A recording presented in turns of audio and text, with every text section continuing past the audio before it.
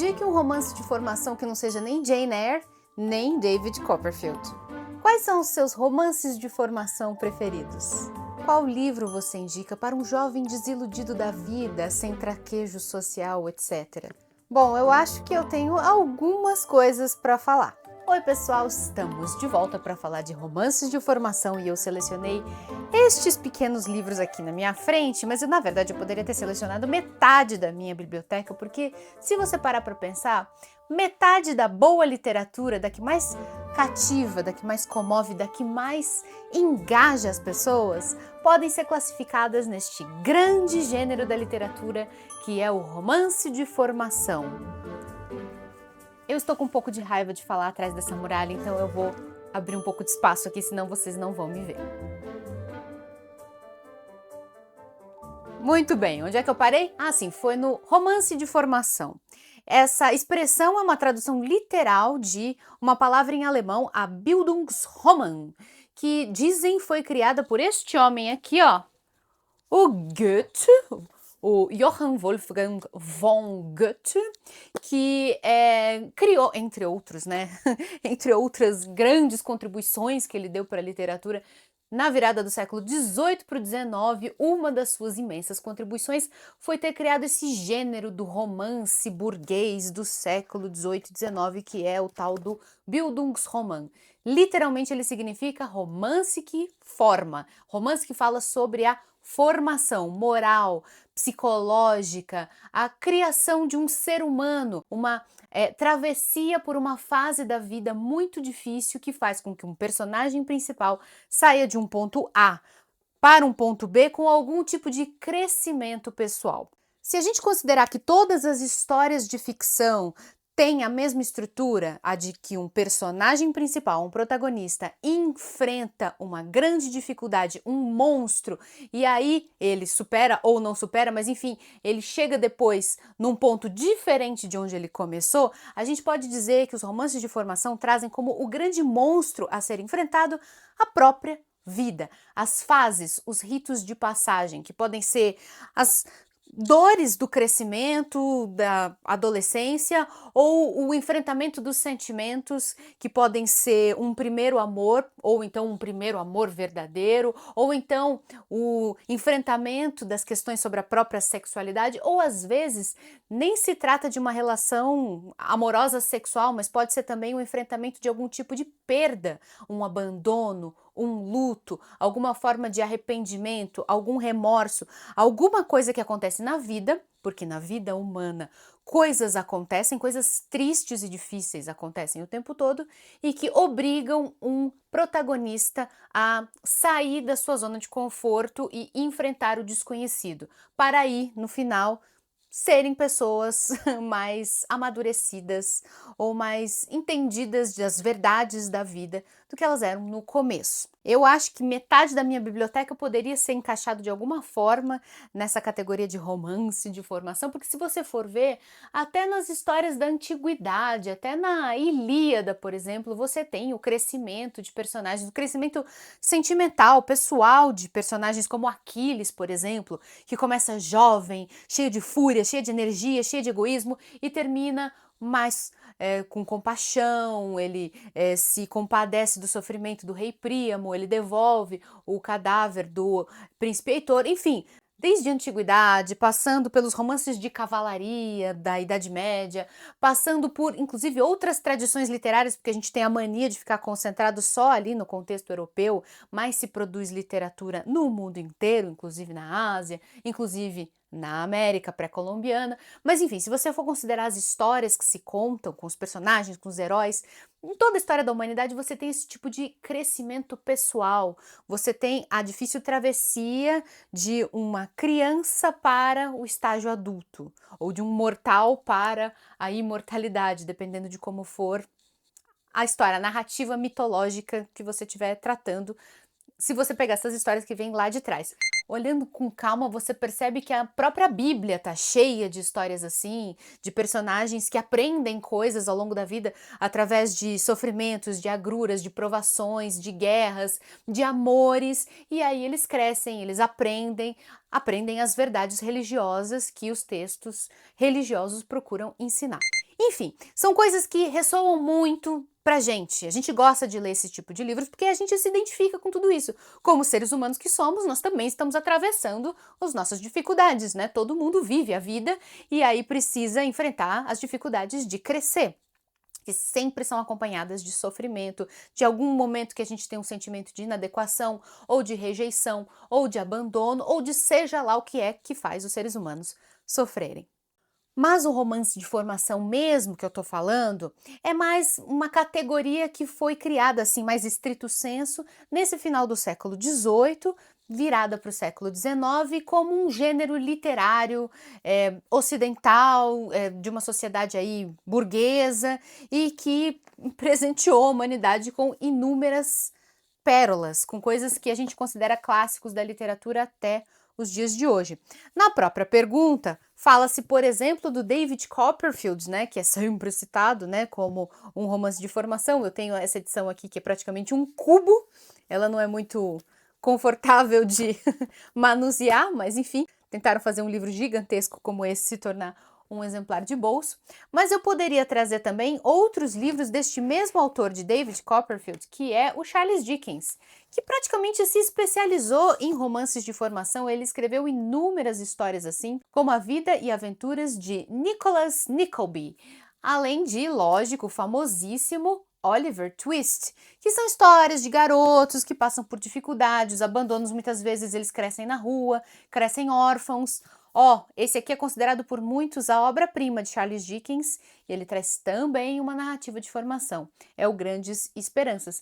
Inclusive, me ocorre agora que esse livro eu li há muitos anos e adorei, mas eu não trouxe a resenha aqui no canal. Eu ainda não tinha o canal quando eu li esse livro pela primeira vez. Eu nem me lembro direito dos detalhes, mas valeria a pena de reler, porque eu lembro que eu gostei muito numa primeira leitura.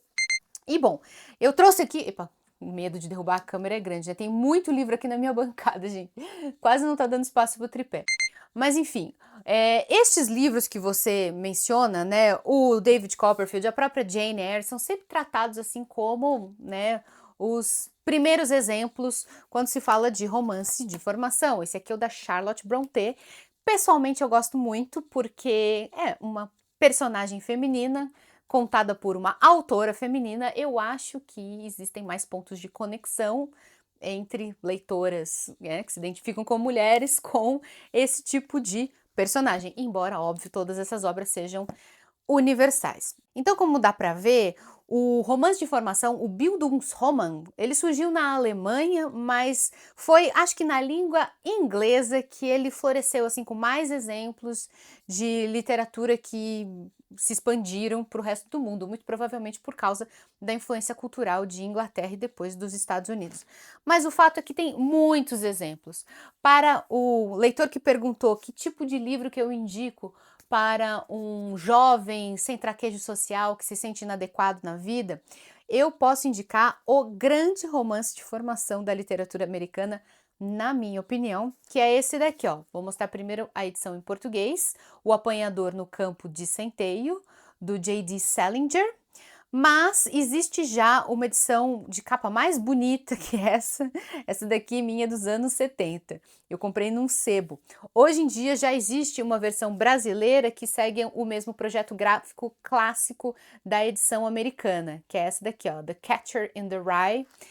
Tem a mesma ilustração, tem a mesma tipografia, assim, é bem uma homenagem mesmo, porque essa edição aqui é clássica. Essa ilustração é clássica também, e esse, como eu falei, é provavelmente o maior romance de formação da literatura norte-americana.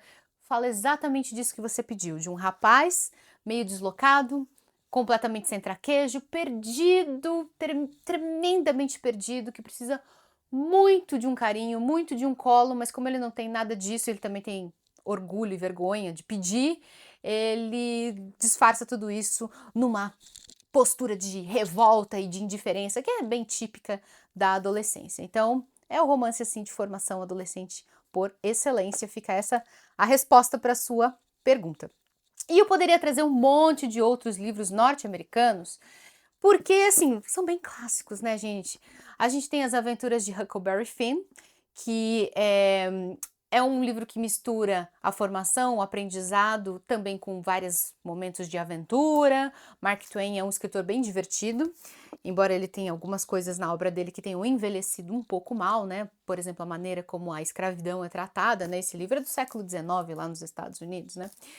Também do século XIX a gente tem o Little Women, né, As Mulherzinhas, da Louisa May Alcott. Eu odeio essa tradução em português, porque Mulherzinhas não traduz o mesmo sentimento de Little Women, né, as irmãs que estão crescendo. No caso aqui você não tem uma protagonista em crescimento, você tem várias irmãs que estão crescendo, que estão aprendendo, embora tenha uma leve preferência por uma das irmãs aqui como a principal personagem dessa história.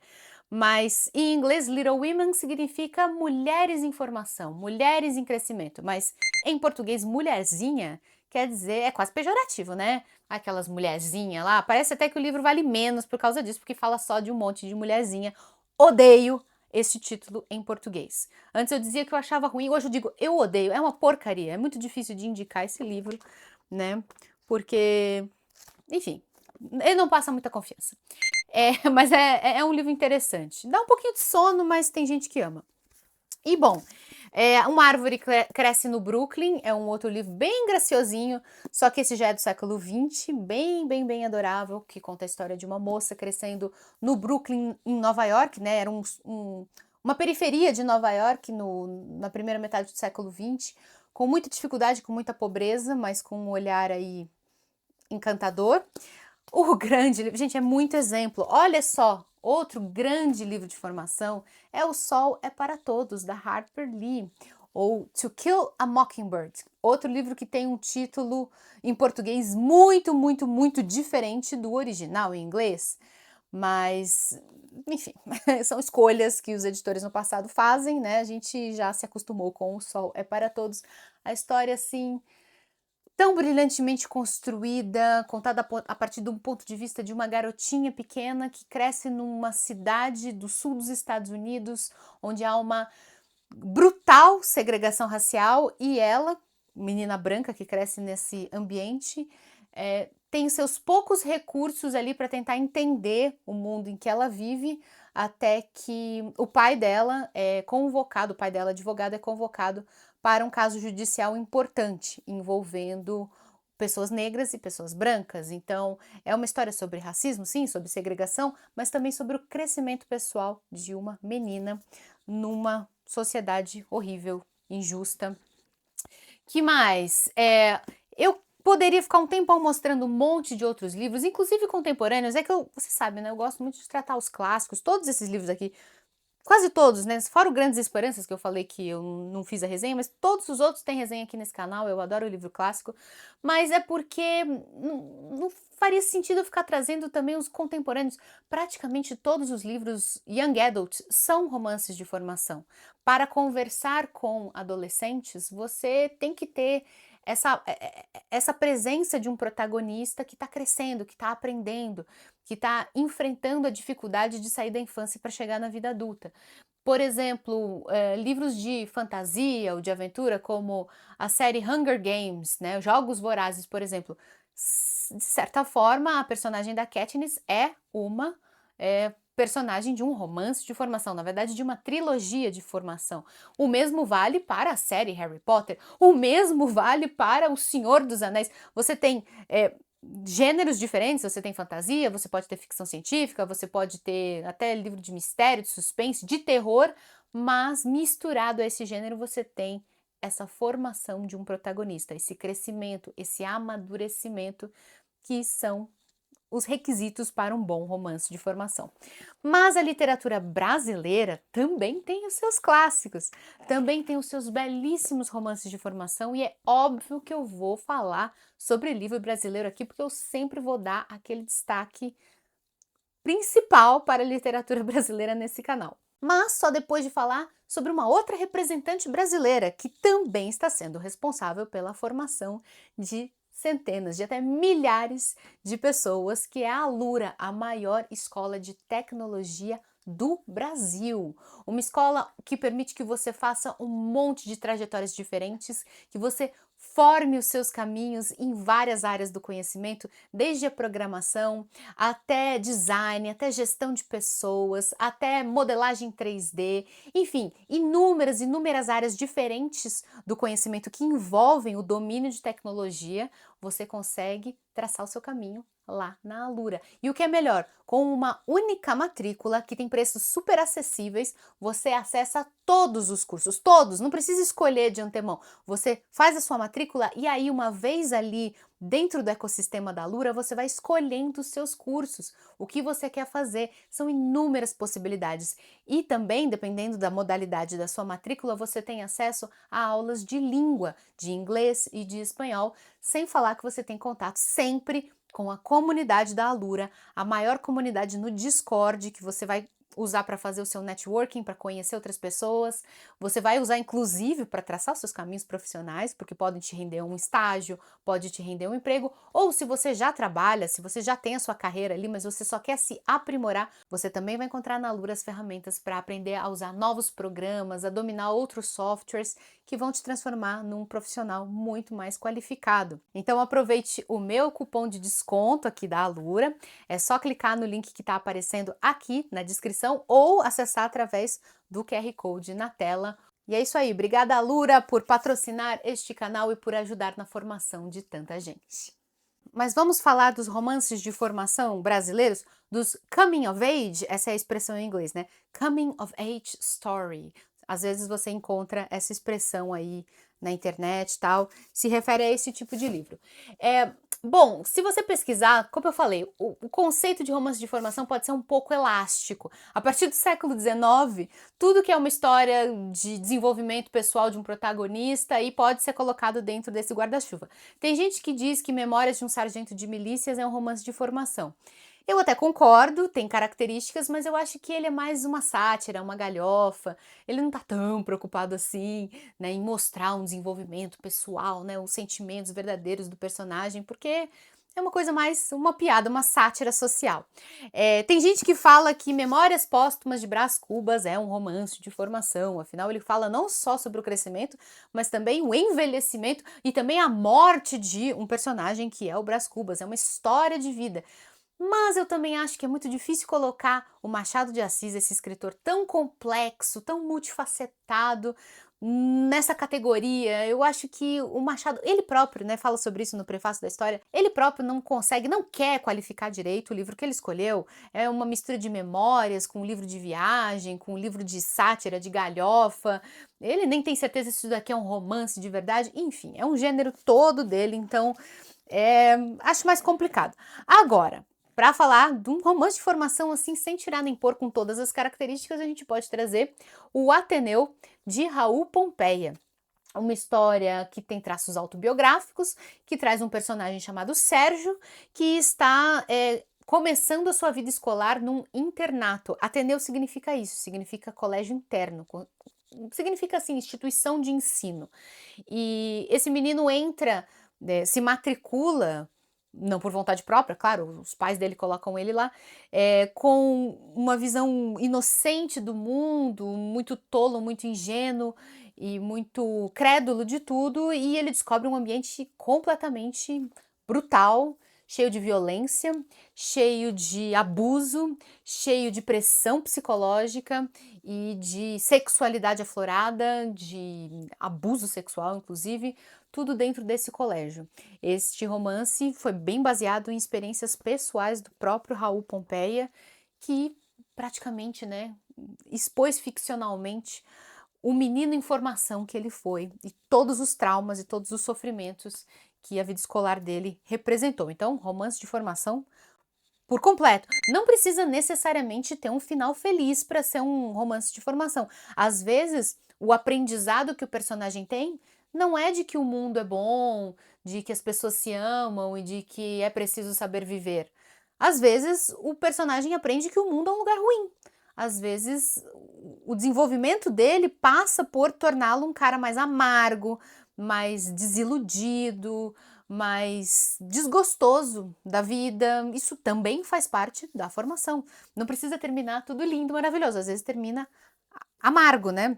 E entrando para o século XX, propriamente, a gente tem todo um ciclo de histórias escritas por José Lins do Rego, que são assim, cada um desses livros é um romance de formação em si, mas se você pegar todo o ciclo, né, que se chama Ciclo da Cana-de-Açúcar, você tem uma grande série, uma epopeia, que é uma grande Bildungsroman, um grande romance de formação. Ele começa aqui no Menino do Engenho e passa por vários livros intermediários até chegar em Fogo Morto.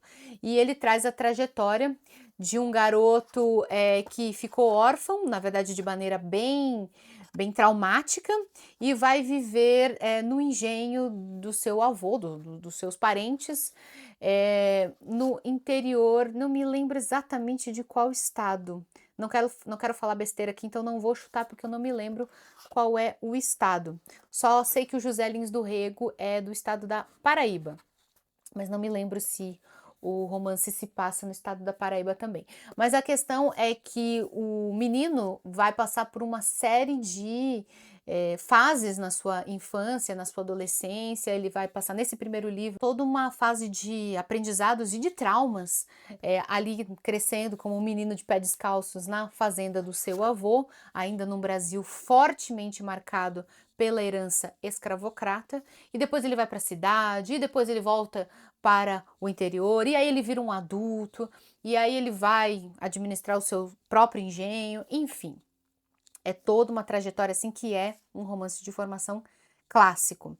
Trazendo aqui algumas mulheres, a gente pode apresentar a Raquel de Queiroz, que também trouxe essas personagens, né, em crescimento em diferentes livros, vários mesmo. Se você for ver, todos os grandes livros de Raquel de Queiroz fazem uma trajetória de crescimento, de formação.